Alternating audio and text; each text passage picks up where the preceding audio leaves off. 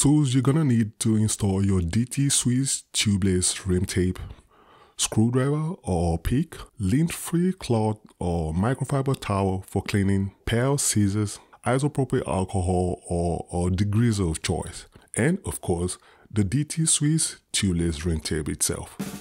And to make the job easy, what I did was I already went ahead and took off the tires, flipped my back frame over and reinstalled just the bare rims. And by doing this, you'll imitate working on a throwing stand, which is where most pros will recommend doing this job anyways. So you want to start off by taking off the old rim tape, and when you get to the valve, you want to unscrew the nut that holds it in place and take that off as well. Just rip off the old thing entirely and get rid of the residue. Now you want to carefully inspect the entire rim for any sharp object that could cause leakage in the future.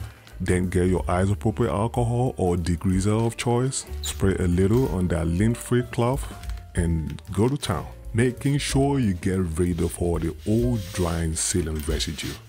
And mind you, we don't want to rush this part as we need a completely degreased surface to work on. That way our new rim tape will have something to stick onto. So in case you're wondering what exact size rim tape to order, just measure the inner width of your rims. And whatever size rim tape you get, just make sure it doesn't fit right inside your rim. If it does, it means you got a size too narrow. Just get something that overlaps a few millimeters on both edges of the rim. And now that we have a completely grease and residue free surface to work on, it's time to install our new rim tape. Now locate your valve hole, count 3 spokes ahead, and you want to start installing the new rim tape between the second and the third spoke. Stretch the tape as much as you can without tearing it to lay it down evenly in the rim. Pull in small sections as you're doing this, and don't hesitate to reposition the tape in case it deviates from the shape of your rim.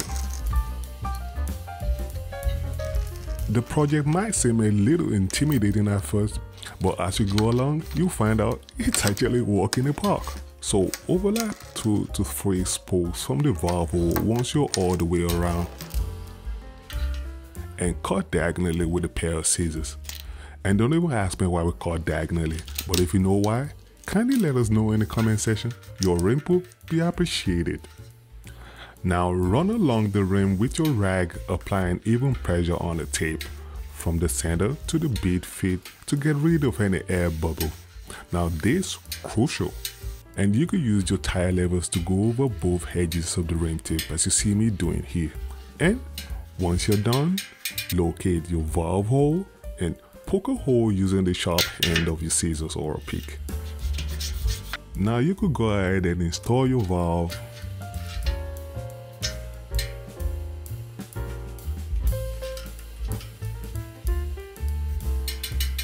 Put the tires back on and inflate to desired pressure. And with my tires back installed on the rims, I usually check for leakage using soapy water. If you follow the step-by-step instructions laid down in this video, you should be golden by now. And for more on how to install tubeless MTB tires, check out the link in the description box. It's been me, Sake, saying adios amigos, and see you in the next video.